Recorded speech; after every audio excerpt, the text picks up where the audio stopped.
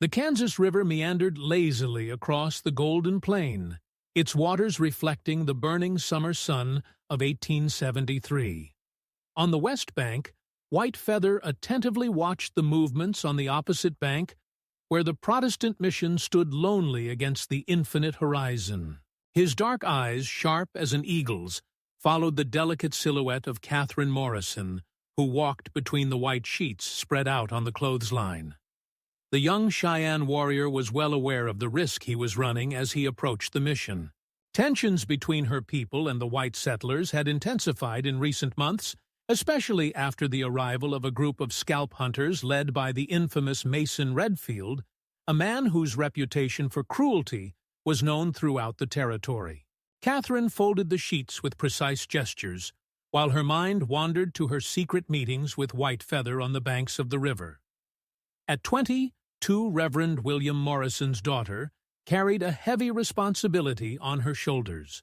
As the only woman at the mission since her mother's death 3 years earlier, she divided her time between looking after the small infirmary and helping with lessons for the local children. Catherine. Reverend Morrison's deep voice echoed across the courtyard. "Come here, my child." She hurried towards the entrance to the mission where her father was talking to 2 men on horses. One of them was Mason Redfield, his stained leather hat and unshaven beard, giving him a wild appearance that made Catherine shudder. "Miss Morrison!" Redfield tipped his hat in an exaggerated manner. "I was just telling your father about the savages who are prowling the area. A pretty girl like you shouldn't be wandering around alone." Across the river, White Feather clenched his fists at the interaction. He knew well the reputation of Redfield and his men, who hunted his people like animals selling scalps for money. The warrior knew he needed to be even more cautious in his encounters with Catherine.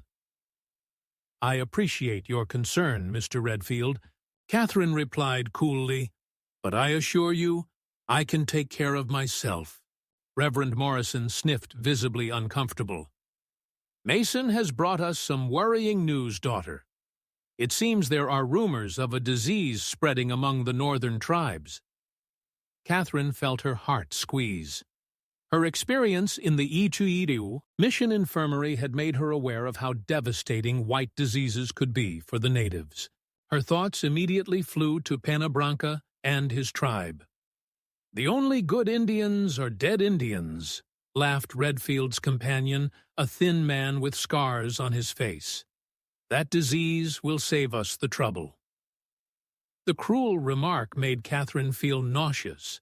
She watched the men leaving a cloud of dust in their wake. Her father put a gentle hand on her shoulder.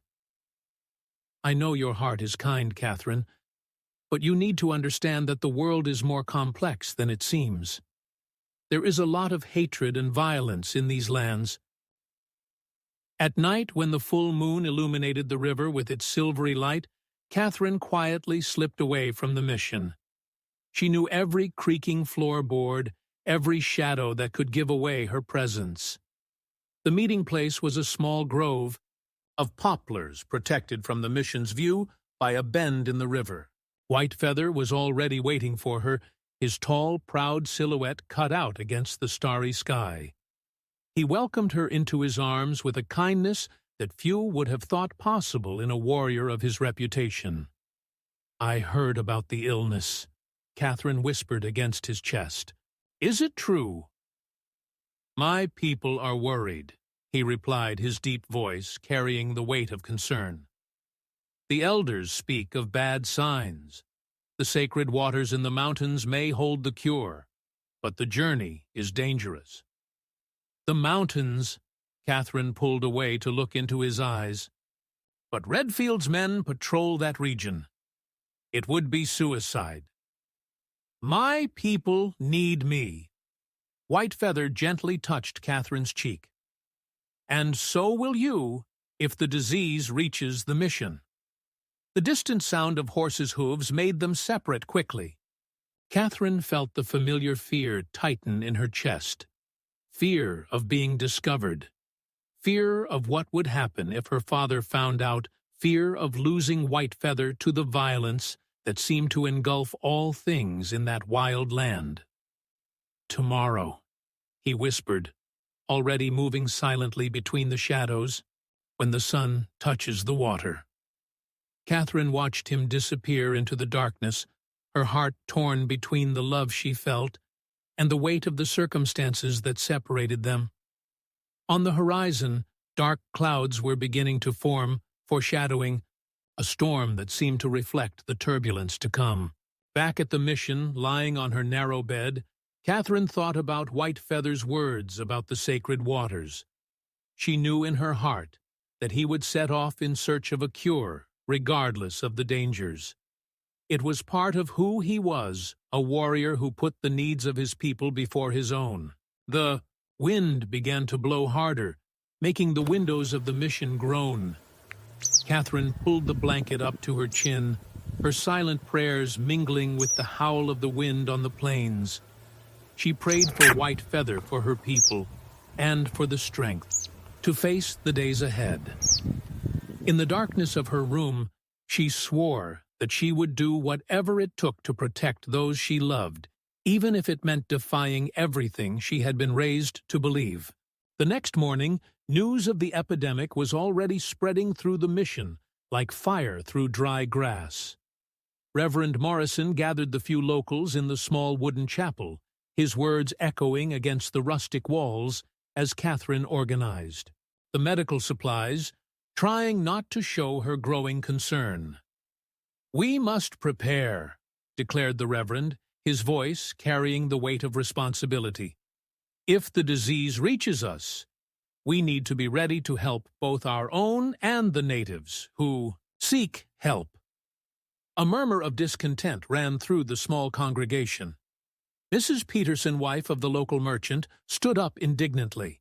"With all due respect, Reverend, but we can't risk our own families by allowing sick savages near the mission." Catherine squeezed the vial of laudanum she was holding tightly, holding back the urge to reply. Her father, sensing her agitation, raised his hand in a calming gesture. "Christ taught us to love our fellow human beings, Mrs. Peterson. We will make no distinction between those who need help." Outside the chapel, the sky was heavy with storms. Catherine took advantage of the moment of discussion to slip out discreetly, her heart racing, as the time agreed with Whitefeather approached. The heavy, humid air clung to her skin as she made her way to the river carrying a basket of medical supplies that she had secretly sorted. Whitefeather was already waiting for her at the usual spot, but this time he wasn't alone. A tribal elder whom Catherine recognized as Walking Bear was with him. The old shaman studied her with penetrating eyes that seemed to see into her soul. "I brought what I could." Catherine held out the basket. "Quinine bandages, medicinal herbs. It's not much, but it might help." Walking Bear took the basket with hands wrinkled by time. "Your heart is good, daughter of the man who speaks with the Great Spirit, but what we face is older than your remedies." "Has the disease reached the village?" asked Catherine, noticing the tension in Whitefeather's shoulders. 3 children fell ill yesterday," replied the warrior, his deep voice laden with concern. "The symptoms are like nothing we've ever seen. The fever burns like fire, but they shiver as if they were in the harshest winter." The shaman took out a small leather bag from his robes and pulled out a handful of reddish earth. "The sacred waters in the mountains hold healing, but the path is protected by ancient spirits, and few have returned to tell the tale." "What about Redfield's men?" Catherine couldn't contain the question that tormented her. "They're like coyotes." Whitefeather frowned. "They hunt in packs and attack the weak. But a Cheyenne warrior can move like the wind." A distant clap of thunder made Catherine shudder. Walking Bear raised his face to the sky, his eyes narrowing. "The spirits are restless. The journey must begin before the new moon appears in the sky." 3 days, calculated Whitefeather, exchanging a meaningful glance with Catherine. I'll need more supplies, she decided, her determination growing, and information on the movements of Redfield and his men. The shaman watched her with renewed interest. Do you intend to help our warrior in his quest? Not directly, Catherine replied, already formulating a plan. But I can be his eyes and ears here. The scalp hunters trust my father and frequent the mission. Whitefeather touched her arm gently. It's dangerous. If they find out. No more dangerous than your journey to the mountains, she retorted, covering his hand with her own. The first raindrops began to fall fat and heavy, marking the dry earth. Walking Bear put away the leather bag and made a gesture of blessing in Catherine's direction. The Great Spirit has put strength in your spirit, young flower. But remember, some secrets have sharp teeth.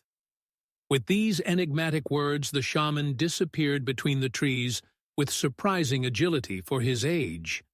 Catherine and Whitefeather remained silent for a moment, the rain intensifying around them.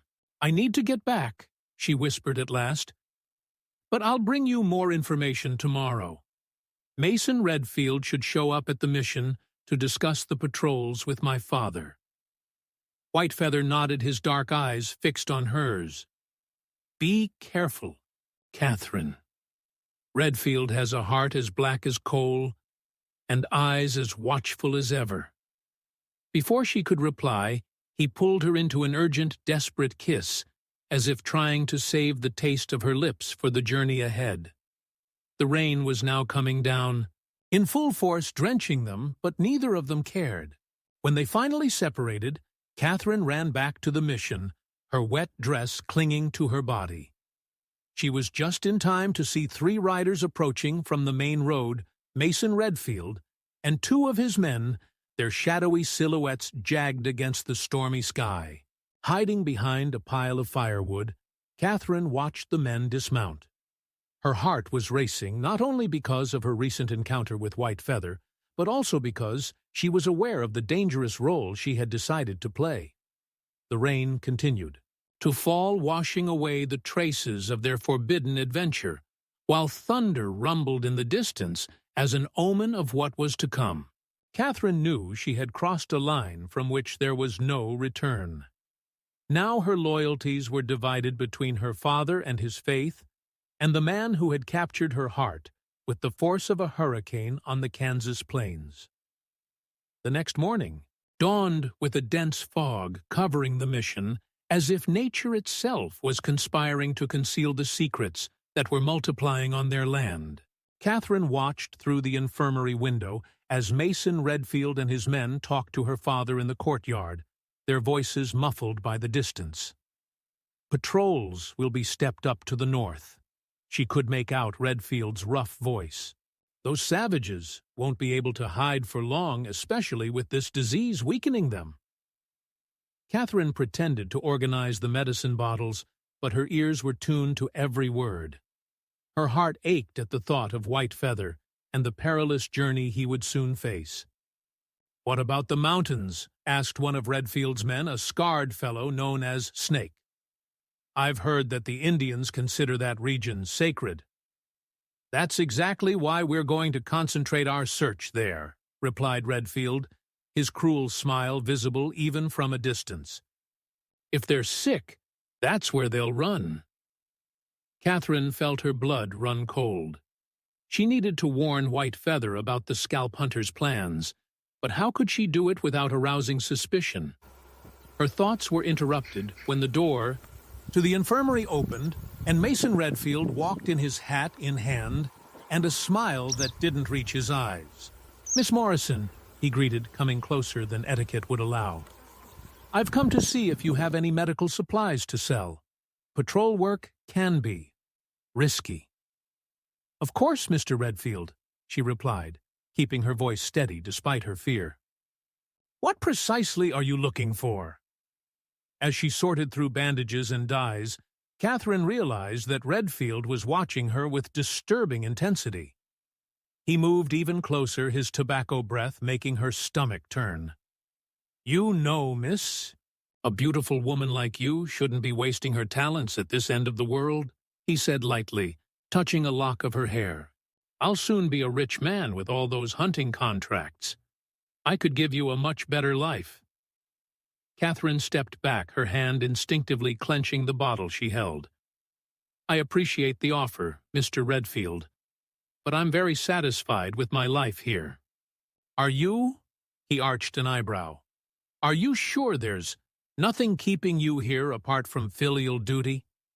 The insinuating tone in his voice made Catherine freeze.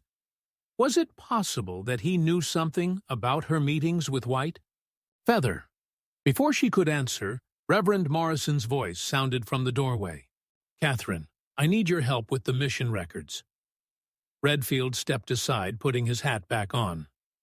"Think about what I said, miss. Times are changing, and it's best to be on the right side of history." After he left, Catherine needed a few minutes to regain her composure. Redfield's veiled threats and the imminent danger to Whitefeather weighed on her shoulders like lead. She knew she had to act quickly. At dusk, taking advantage of a moment when her father was busy preparing for Sunday service, Catherine escaped towards the river.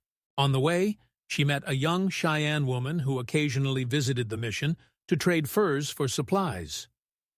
"New moon," Catherine called softly. The girl turned her dark eyes, revealing recognition. "I need you to take a message to Whitefeather." In hurried whispers, Catherine explained about Redfield's plans for the mountains. New Moon listened intently, her young face marked by concern. "The spirits will guide our warrior," replied the young native. "But there's another problem. More children have fallen ill in the village."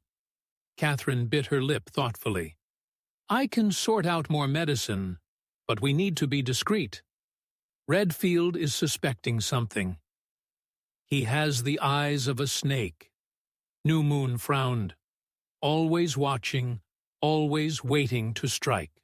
The two agreed on a safe place to exchange supplies, and New Moon left as silently as a shadow among the trees. Catherine returned to the mission, her mind working furiously on a plan to protect Whitefeather and her people. Over dinner, Reverend Morrison noticed his daughter's restlessness. "Is everything all right, Catherine? You've barely touched your food." "I'm just worried about the epidemic, Dad," she replied, trying to sound casual.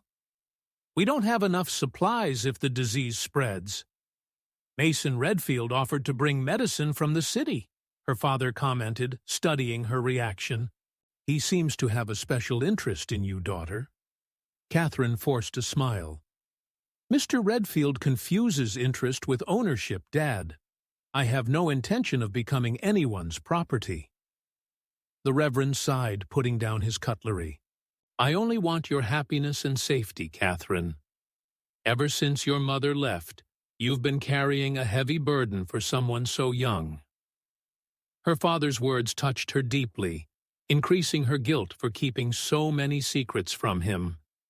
But how could she explain that her heart belonged to a Cheyenne warrior? How could she make him understand that love did not know the barriers that men built? That night, while the mission slept, Catherine worked by candlelight, carefully separating medicines and herbs into small packages that she could discreetly deliver to New Moon. Her heart was torn between her duty to her father and the mission and the love she felt for Whitefeather. Through the window, the crescent moon illuminated the plains with its silvery light. In 2 days, it would be new, and Whitefeather would set off on her perilous journey.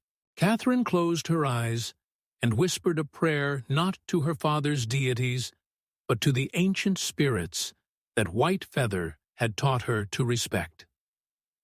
"Protect him," she murmured to the night. "Bring him back to me." The night wind carried her prayer across the Kansas plains while the stars shone like silent witnesses to a love that defied all boundaries. On the eve of the new moon, the tension in the mission was palpable, like the heavy air before a storm. Catherine had spent the last 2 days dividing herself between her usual duties and the secret preparations to help Whitefeather on her journey. Through New Moon, she had managed to send not only medicine, but also vital information about the patrol routes of Redfield's men. The afternoon sun was beginning to decline when Catherine heard the sound of approaching hooves.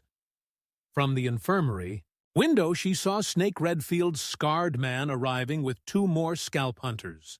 Their faces were covered in dust, and their expressions were grim. "We found signs of them in the eastern hills," Catherine heard Snake say to her father. "They seem to be moving towards the mountains, just as Mason predicted." Reverend Morrison rubbed his forehead worriedly. "What about the sick? Have you seen any signs of the epidemic?" "We found 2 bodies," replied one of the other men, his voice laced with contempt. "We left them there. It's not worth risking catching this plague just for a few scalps." Catherine felt her stomach turn at the casual cruelty of these men. She needed to find a way to warn Whitefeather about the hunter's proximity, but how could she do it without arousing suspicion? The opportunity arose when his father announced that he would be holding a special service at dusk asking for prayers for the containment of the epidemic. While everyone was heading to the chapel, Catherine managed to escape on the pretext of fetching more candles from the storeroom. Running across the high field that separated the mission from the river, she reached the meeting point, agreed with New Moon. The young Cheyenne was already waiting for her, her black tresses decorated with hawk feathers. "Whitefeather will leave tonight," whispered New Moon, her dark eyes shining with urgency. "The signs are favorable, and the new moon will hide his footsteps." "Redfield's men are close," Catherine replied, her words hurried. "They know about the movement towards the mountains. Tell him to take the West Pass, it's longer, but the patrols don't know that route." New Moon nodded, but her young face was marked by worry. 3 more have died in the village since yesterday. The elders say the spirits are furious at the presence of white men on sacred land. Catherine felt the weight of guilt in her chest, guilt for being the daughter of invaders, for being part of the people who brought so much death and destruction. But before she could reply, a distant cry cut through the air. "Miss Morrison!" It was Snake's voice. Catherine pushed New Moon towards the trees. "Go, hurry up, I'll distract him." As the young Cheyenne disappeared silently into the vegetation, Catherine ran back towards the mission, her heart pounding wildly. She found Snake near the warehouse, his face marked by a suspicious expression. "What were you doing out there alone, miss? Don't you know it's dangerous?" "I was looking for medicinal herbs," she replied, showing him a handful of plants she had preventively picked earlier. "With so many sick people, we need to prepare." Snake studied her for a moment, his eyes as cold as a snake's. "You know Mason won't like it at all when he finds out you're taking risks like this. He has plans for you." "Mr. Redfield has no right over my movements," Catherine replied firmly, although her heart was racing. "Not yet," Snake smiled, revealing yellowed teeth. "But he soon will. He always gets what he wants." Catherine felt a shiver run down her spine, but kept her composure as she walked back to the chapel. The service had already begun, the voices of the faithful rising in a melancholy prayer that echoed across the plain. As her father led the sermon, Catherine let her mind wander back to Whitefeather. That very night, he would begin his perilous journey to the sacred mountains. How many dangers awaited him on the way? Would she ever see him again?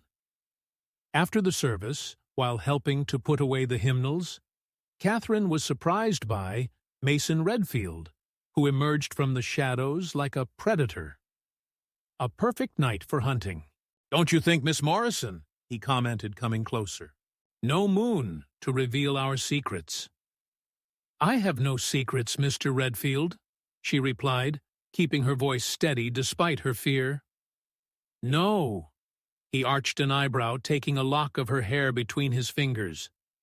"Snake told me he saw you running through the fields like a savage. I wonder what a decent girl like you would be doing out alone at dusk." Catherine took a step back, her heart thundering in her chest. "As I explained to your man, I was gathering medicinal herbs. If you'll excuse me." Redfield blocked her path, his smile now completely devoid of any kindness. "You know what happens to people who help savages, don't you? Even pretty girls like you can be considered traitors." "Are you threatening me, Mr. Redfield?" "Just a friendly warning," he replied, touching the brim of his hat in a mocking gesture. "After all, it would be a shame if something happened to the Reverend's daughter, wouldn't it?" Catherine watched him go, her legs shaking so badly that she had to lean on the chapel wall. Redfield's veiled threats echoed in her mind, mingling with her concern for Whitefeather. That night, alone in her room, Catherine knelt by the window.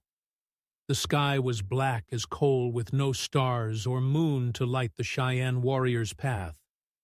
Her prayers were mingling now, Christian words intertwined with invocations to the ancient spirits that Whitefeather had taught her to respect.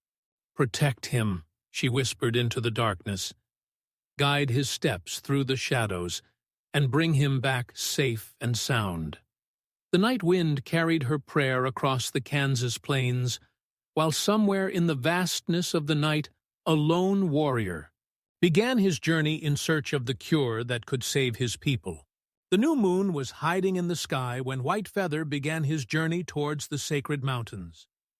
With only a small bundle of provisions and the medicines provided by Catherine, the Cheyenne warrior moved like a shadow across the prairie, his steps as silent as those of a cougar. At the mission, Catherine remained awake, her eyes fixed on the darkness beyond the window. Mason Redfield's veiled warning still echoed in her ears, but her greatest concern was for Whitefeather and the perilous journey he had just begun. Dawn brought with it an unusual bustle. 3 riders arrived at the mission even before breakfast, their sweat-covered horses indicating a long, hurried ride. "Reverend Morrison," called one of them, dismounting quickly. "We have urgent news from the fort. The epidemic has spread north, and the commander is requisitioning all available medical supplies."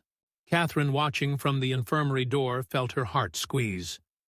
With the medicines she had secretly sent to the Whitefeather tribe, her stocks were already dangerously low.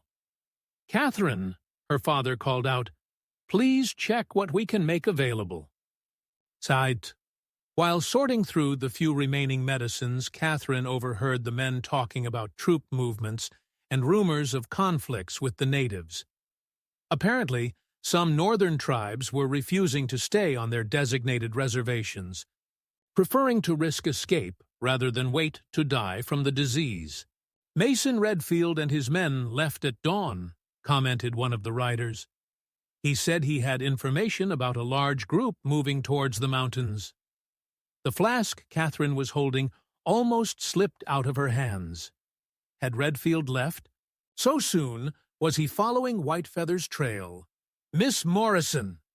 Snake's voice sounded from the infirmary door, startling her. She hadn't seen him coming. "Mason asked me to give you this before he left." He held out a small paper parcel. With trembling fingers, Catherine opened it, revealing a single eagle feather stained red, a clear warning of what would happen if she continued to help the Cheyenne. "He also said he'll be back in a few days to have a serious talk with your father." Snake added his mischievous grin, revealing that he knew exactly what the threat meant. As soon as Snake left, Catherine ran to find New Moon. The young Cheyenne often hid near the stream that fed the mission's vegetable garden, waiting for news or instructions. "I need you to take a message to the village," Catherine whispered hurriedly. "Redfield left early for the mountains. He may be following Whitefeather's trail." New Moon nodded gravely. The elders performed protection rituals before their departure. The spirits will guide his steps. But what if that's not enough? Catherine's voice shook. Redfield is an experienced hunter, and he knows that territory well. Whitefeather is smarter than the white man, New Moon replied with conviction. He can read the signs of the earth and sky. The Great Spirit will protect him. When Catherine returned to the mission, she found her father in a heated discussion with the fort's knights about the distribution of medicines. We can't just abandon the natives to their fate, argued Reverend Morrison. They are as much children of God as we are. With all due respect, Reverend, replied one of the men, but our own families need this medicine. And the Indians only have this disease because they refuse to live on the reservations as they should. Catherine watched the discussion with a lump in her throat, aware that every moment lost could mean more lives taken by the epidemic. Her thoughts turned to Whitefeather alone, in the vast wilderness, carrying with him the hope of his people.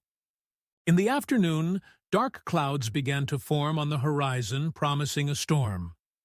Catherine was organizing the infirmary when she heard shouts coming from the courtyard. A family of settlers had arrived carrying a feverish child in their arms. The fever started yesterday, explained the mother, her cheeks streaked with tears. It's just like the stories we heard about the Indians being sick.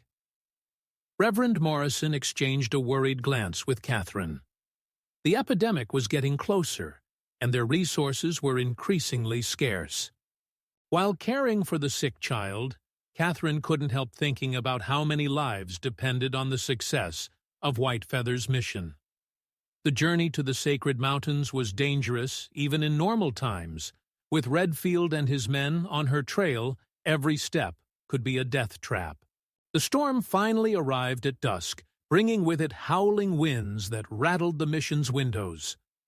Catherine remained by the sick child's side, applying cold compresses to his forehead, while whispering prayers both for her little patient's recovery and for Whitefeather's safety. You have a gift for this daughter, commented her father, watching her from the doorway. Your mother would be proud. Catherine felt tears forming in her eyes. Sometimes I wonder if she would approve of my choices, Dad. Reverend Morrison approached, placing a gentle hand on her shoulder. Your mother always said that God's love knows no bounds. She believed that our mission was to help everyone in need, regardless of where they came from. His father's words struck a deep chord in his heart. If he knew the true extent of her choices, her love for Whitefeather, her secret participation in her dangerous mission, would he still speak so fondly? A particularly loud clap of thunder shook the mission, and the sick child stirred in his feverish sleep. Outside, the storm roared like a wild beast, and Catherine couldn't help but think of Whitefeather facing not only the elements, but also Redfield's relentless pursuit. May God protect all travelers on a night like this, murmured Reverend Morrison, making the sign of the cross. Catherine closed her eyes, adding her own silent prayer to the spirits of earth and sky, imploring them to guard the steps of the man she loved through the dark trails that awaited him. The storm that punished the mission was just a foretaste of the chaos to come. The next morning, Catherine awoke to the sound of horses rushing towards her. Through the fogged-up window, she saw one of Redfield's men, drenched and covered in mud, dismounting in the courtyard. "We found fresh tracks," he shouted to Snake, who emerged from the staff house. "Mason wants reinforcements. Looks like our Cheyenne warrior isn't alone." Catherine felt her heart race. Had other members of the tribe decided to accompany Whitefeather on his journey, or were they just false trails to confuse the pursuers? The sick child they had received the day before was getting worse by the hour. His mother, Sarah Collins, watched with red eyes as Catherine changed the compresses on his feverish forehead. "They say the Indians have powerful medicines in the mountains," Sarah whispered, her voice hoarse from crying. "Is that true?" Catherine hesitated before answering, aware that Snake was still nearby. "There are many stories about ancient cures, Mrs. Collins, but now we have to rely on the methods we know." Outside, the movement increased. More men arrived, preparing to reinforce the search for White Feather. Catherine watched them with a mixture of fear and anger, knowing that every minute lost meant more lives at risk, both at the mission and in the Cheyenne village. "Catherine," her father called out from the infirmary, his face marked with concern. "I need you to go to the Peterson trading post. They received a shipment of quinine yesterday."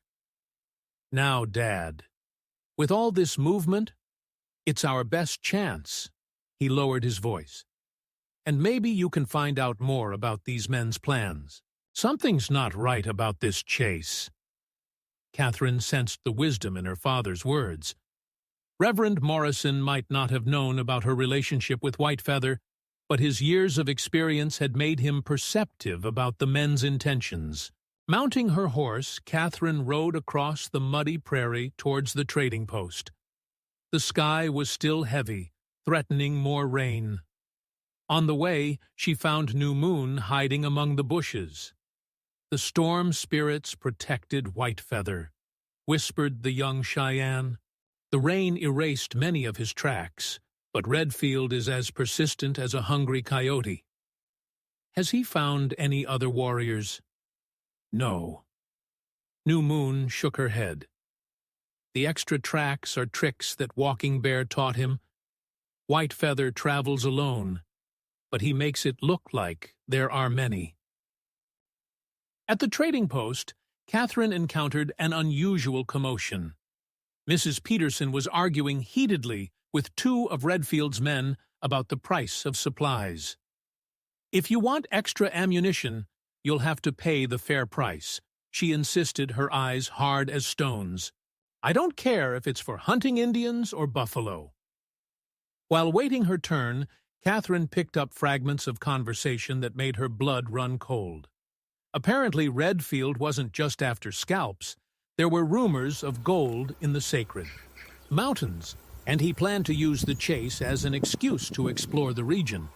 "Miss Morrison," Mrs. Peterson called after the men, "did your father send for the quinine?" "Yes, ma'am. We have a very sick child at the mission." The shopkeeper studied Catherine for a moment before bending over the counter, lowering her voice. "Be careful, miss. Redfield has been spreading stories about you, saying that you're very interested in Indian affairs." Catherine kept her face impassive, although her heart was pounding. "I just follow the Christian teachings of helping all those in need, Mrs. Peterson." "There's a difference between Christian charity and treason in the eyes of these men," the older woman warned, handing her a packet of medicines. "And Redfield is not known for his mercy."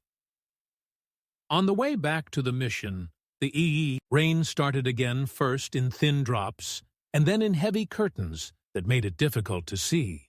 Catherine took the opportunity to make a detour, leaving coded messages at the points she had agreed with New Moon warnings about Redfield's true objective, and the need for White Feather to avoid the routes closest to the supposed gold deposits. When he finally returned, he found two more families arriving at the mission with sick people. The epidemic was spreading rapidly, and the few medicines they had would not be enough for long. "We need help from the fort," his father declared over dinner, his voice tired. "We can't deal with this on our own." "The fort is more concerned with chasing ghosts in the mountains than saving lives." Catherine couldn't contain her bitter comment. Reverend Morrison studied his daughter carefully.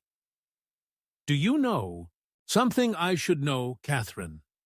Before she could answer, shouts from the courtyard interrupted them.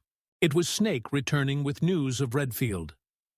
"We found signs of a recent camp near the pass," he announced to the other men gathered around. "Mason thinks we can reach them before they reach the mountains." Catherine felt her heart squeeze. The pass was precisely the route she had suggested to White Feather through New Moon.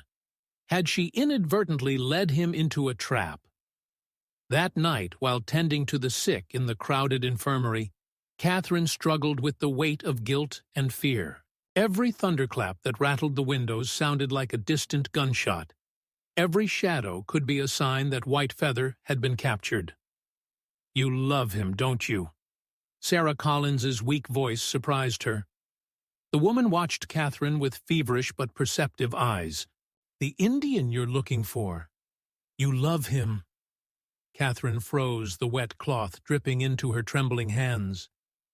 "Mrs. Collins." "Don't worry." Sarah coughed, a faint smile on her cracked lips.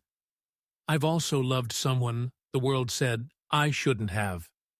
Sometimes the heart chooses paths that reason doesn't understand." Silent tears streamed down Catherine's face as she continued her care of the sick. Outside, the storm roared like a wild beast, and somewhere in the dark expanses, White Feather fought not only against the elements, but against men whose hearts were colder than winter itself. Dawn brought a brief lull in the storm, but the tension on the mission remained as thick as the mist that covered the plains. Catherine had barely slept, torn between caring for the sick and worrying about White Feather's fate.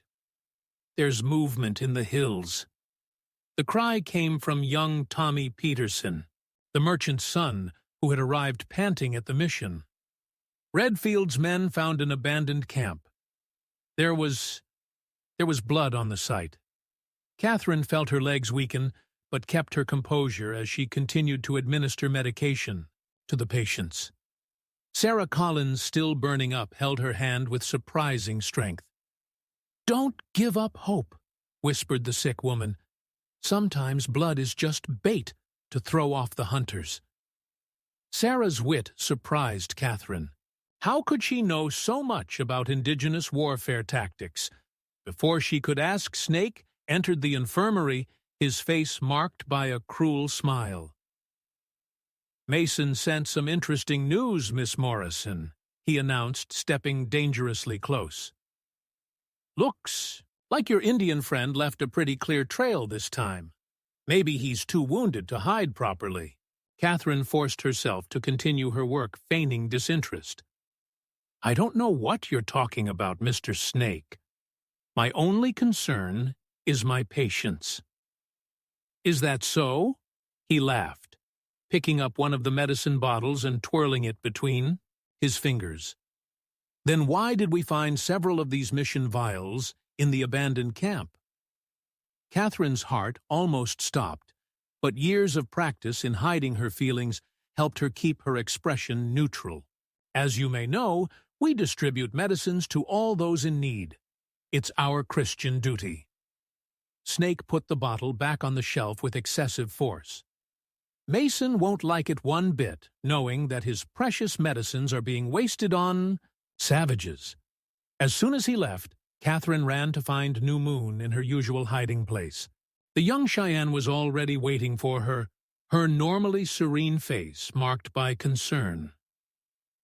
"The rain spirits protected White Feather," New Moon whispered. "The blood in the camp was from a deer.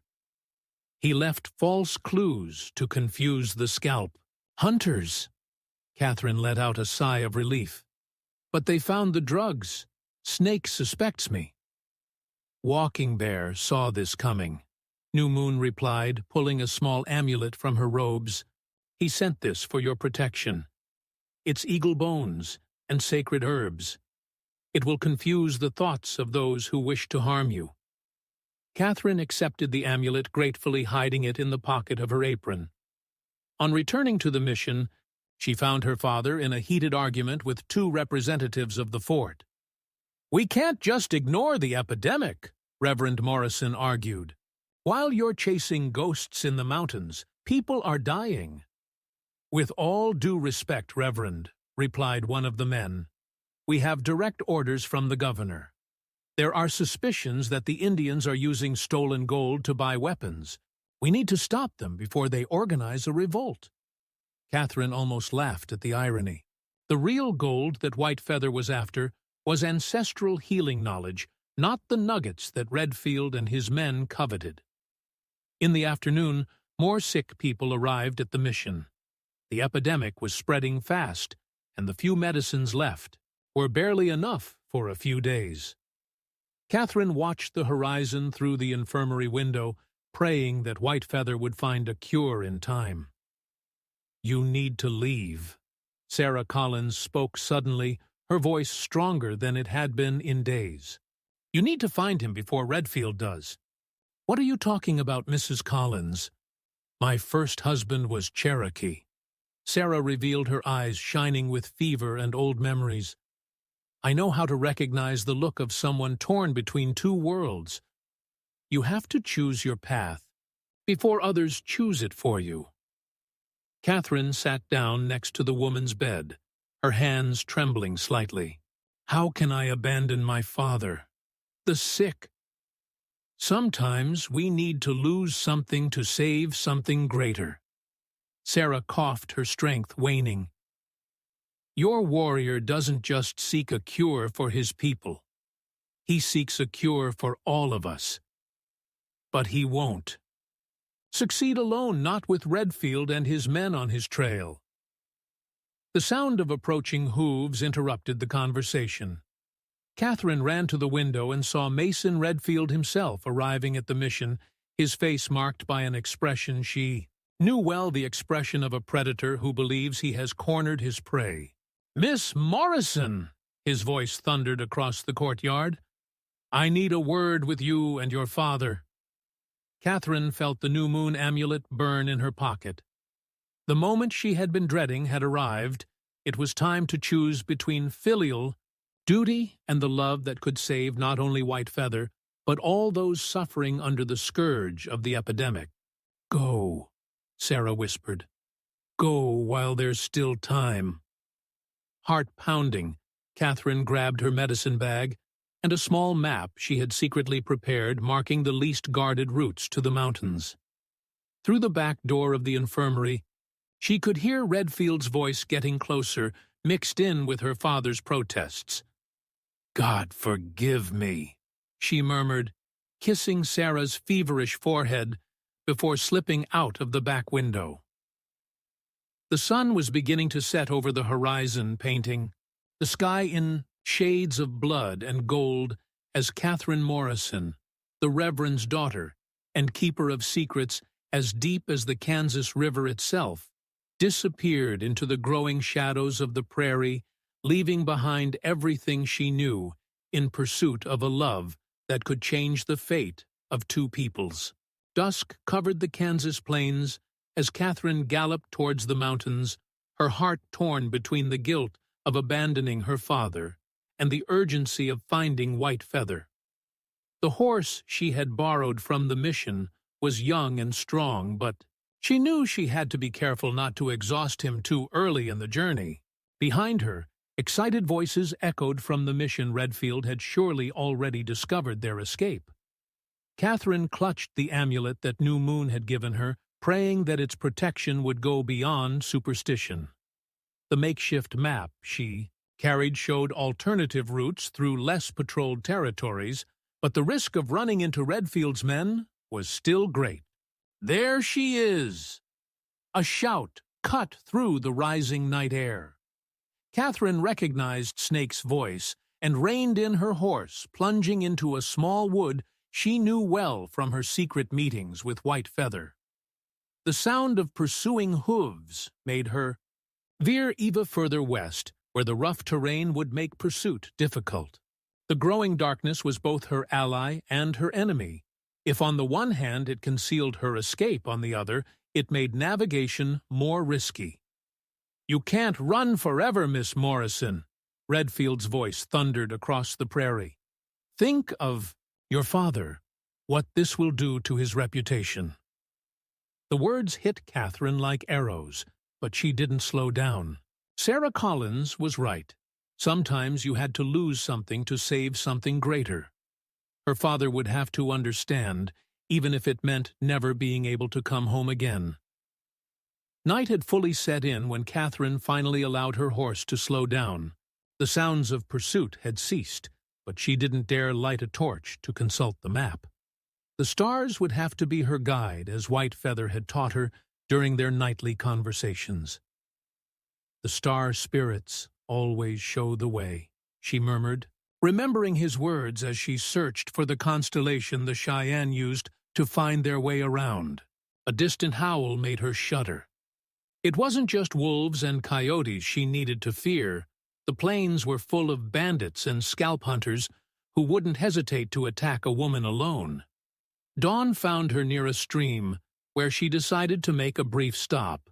While her horse drank, Catherine examined the map in the light of the rising day. If her calculations were correct, Whitefeather should be following the route through the western gorge, avoiding the more obvious paths to the sacred mountains. "You're braver than you look, Miss Morrison." The voice made Catherine turn quickly, her heart almost stopping at the sight of one of Redfield's men emerging from the bushes. It was Pete Wilson, one of the youngest hunters in the group. "Pete, please." Catherine raised her hands slowly. "You don't have to do this." "Do what?" he asked, approaching with his rifle pointed at the ground. "Stop you from making the biggest mistake of your life, or let you ruin everything. Your father built because of a savage." "You don't understand," she replied, backing discreetly towards her horse. "It's not just about Whitefeather. People are dying, Pete. Children. The cure in the sacred mountains could save us all." Pete hesitated, and Catherine saw something in his eyes, doubt, perhaps even understanding. He was too young to be as hard-hearted as Redfield and Snake. "Mason will kill me if I let you go," he muttered, more to himself than to her. "He doesn't need to know." Catherine took advantage of his hesitation. "Tell him I lost you in the darkness, that I went north instead of west." The young hunter ran a hand over his tired face, clearly torn. "Do you really believe there is a cure, that it's worth risking everything for?" "I believe it's worth risking everything to save lives," she replied firmly. "It doesn't matter if they're white or Indian. All lives have value in God's eyes." Pete lowered the rifle completely, a heavy sigh escaping his lips. "Go on. Follow the stream to the 3 rocks that look like fingers pointing to the sky. From there, take the path of the setting sun. It's the safest route to the mountains." Catherine felt tears of gratitude well up in her eyes. "Thank you, Pete. God bless you." "Just be careful," he warned as she mounted. "Redfield isn't the only danger in these parts." "And Catherine." She stopped to look at him. "Pray that our paths don't cross again. I won't be able to help you a second time." With a final nod, Catherine set off at a gallop, following Pete's instructions.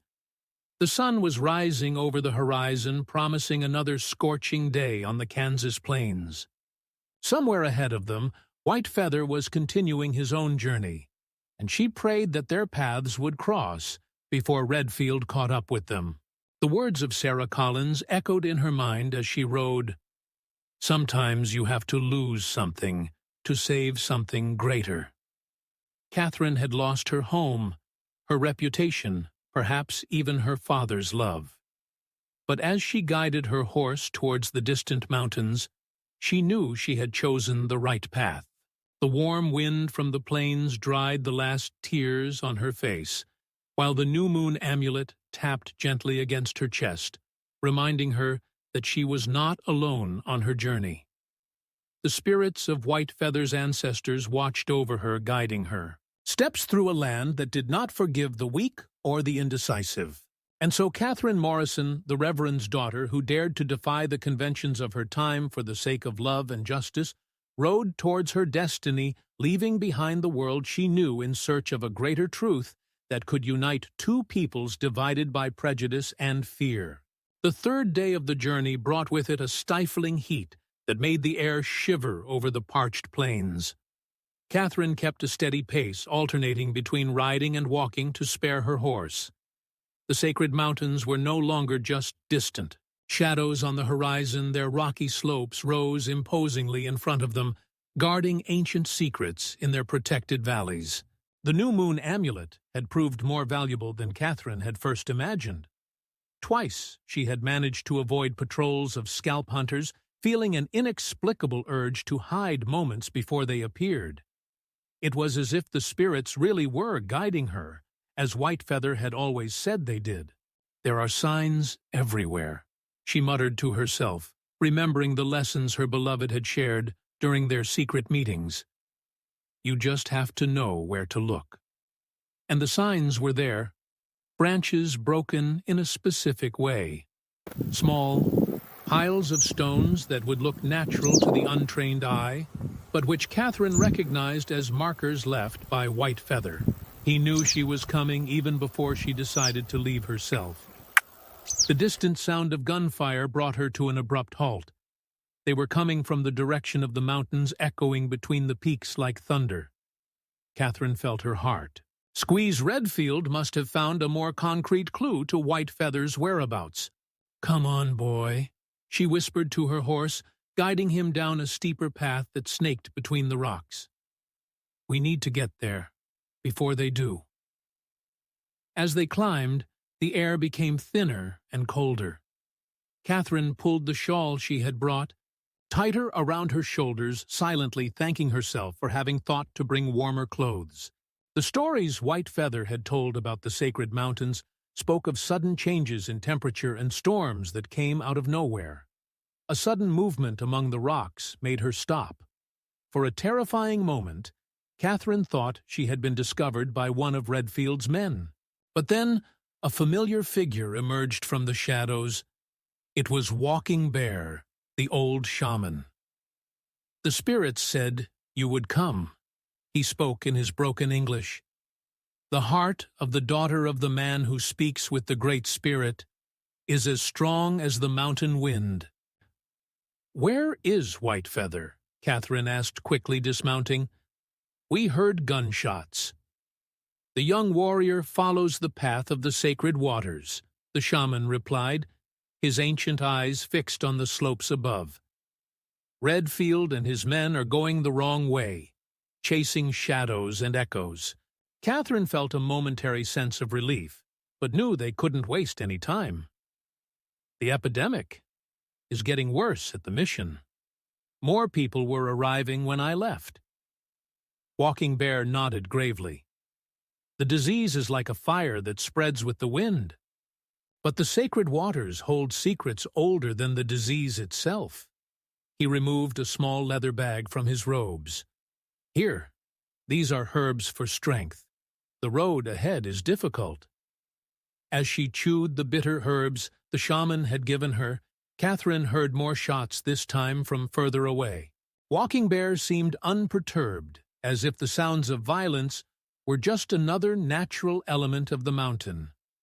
"Why does Redfield want to find Whitefeather so badly?" she asked, although she suspected the answer. "The black-hearted man seeks gold," the shaman replied with contempt. "He believes that our people hide riches in the sacred mountains. He doesn't understand that the real treasure lies in the healing waters, in the knowledge passed down through generations." An icy wind blew between the rocks, bringing with it the smell of rain. Catherine looked up at the sky where dark clouds were beginning to form with surprising rapidity. "The storm is coming to clear the path," Walking Bear declared. "Follow the hawk's trail when the waters of the sky stop. Whitefeather will wait in the valley of the Three Sisters." "How do I know which valley?" Catherine asked. But the shaman had already disappeared among the rocks as silently as he had appeared. The rain started a few minutes later, first in thick, sparse drops, then turning into a curtain of water that made it difficult to see more than a few meters ahead. Catherine found shelter under a rocky ledge, taking the opportunity to rest and share her last supplies with the exhausted horse.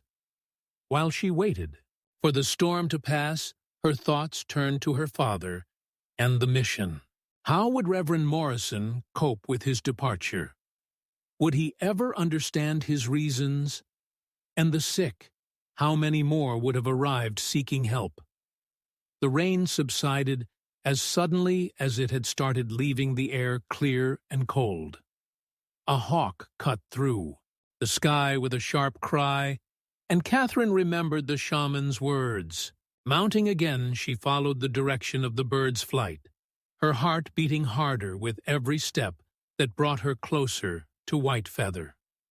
The Valley of the Three Sisters revealed itself a few hours later, 3 rocky peaks rising side by side like ancient sentinels guarding a verdant valley between them.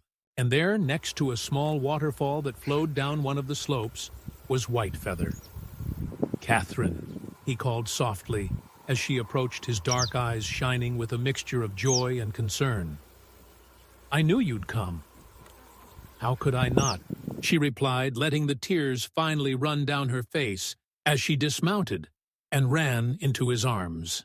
"There are so many lives at stake, and my heart is where you are." White Feather hugged her tightly, but then pulled away to look into her eyes. "It's been a dangerous road, Redfield." "You're following false leads according to Walking Bear," she reassured him. "But we don't have much time. The epidemic is spreading fast." The Cheyenne warrior nodded, taking her hand. "Come. The sacred waters are nearby. The elders said that only those with pure hearts can find them." As they followed a narrow path up the side of the waterfall, Catherine felt a strange peace envelop her, as if the mountain spirits themselves were welcoming her. Above them, the hawk continued to circle its cry, echoing off the rocks, like a harbinger of hope. The sacred waters flowed from a cleft in the rock, forming a small crystalline lagoon surrounded by multicolored pebbles. The steam rising from its surface formed an ethereal veil in the cold mountain air, giving the place an almost supernatural atmosphere. "The elders say that these waters hold the memory of our ancestors," explained White Feather, as she knelt by the pond. "Each drop carries the wisdom of 1,000 moons." Catherine watched in silence as he performed a ritual of gratitude, burning sacred herbs and muttering words in his native language. The moment seemed suspended in time, as if the world itself had stopped to witness this encounter between the old and the new. The distant sound of voices and hooves broke the spell. Redfield and his men were approaching. "Quickly, White." Feather stood up, pulling out several empty vials from his bag. "We need to collect as much as possible." Working hastily, they filled the containers with the crystal-clear water. Catherine noticed that some of the stones at the bottom of the pond emitted a bluish glow pulsating like submerged stars. "They are sacred crystals," explained White Feather, catching her gaze. "They purify the water and give it healing power. But removing a single crystal would break the magic of the place forever." The voices came closer. Catherine could distinguish Snake's harsh laughter among them. "There must be gold here somewhere," shouted one of the men. "Those savages wouldn't guard a place for nothing."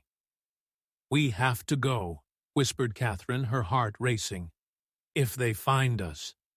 A shot cut through the air, the bullet ricocheting off nearby rocks.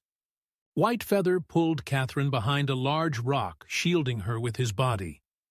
"I know you're there," Redfield's voice echoed across the valley. "Come out now, Miss Morrison, and maybe I won't kill your savage friend right away." Catherine felt White Feather tense beside her. She knew he was calculating his chances. There were at least 6 armed men against the 2 of them. "Go," he whispered, handing her the bag with the vials of holy water. "Follow the western trail. It leads to a sheltered valley where the Walking Bear waits." "I won't leave you," she protested, gripping his arm tightly. "The cure needs to get to our people," he argued, his dark eyes intense. "You're the only one who can do it now." Another shot exploded against the rocks closer this time. Catherine could hear the men approaching from different directions surrounding them. "Last chance," shouted Redfield, "or we'll start shooting for real." Then a different sound cut through the air, a Cheyenne war cry coming from several directions at once. Figures began to emerge from between the rocks, warriors painted for battle led by Walking Bear. Chaos ensued instantly.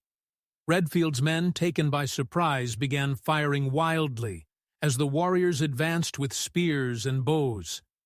Snake was the first to fall hit by an arrow in the chest. "Run!" Whitefeather pushed Catherine towards a passage between the rocks. "Take the cure. I'll find it later." With tears in her eyes, Catherine obeyed. The sound of battle followed her as she ran down the steep path, the bag with the precious vials clutched tightly to her chest.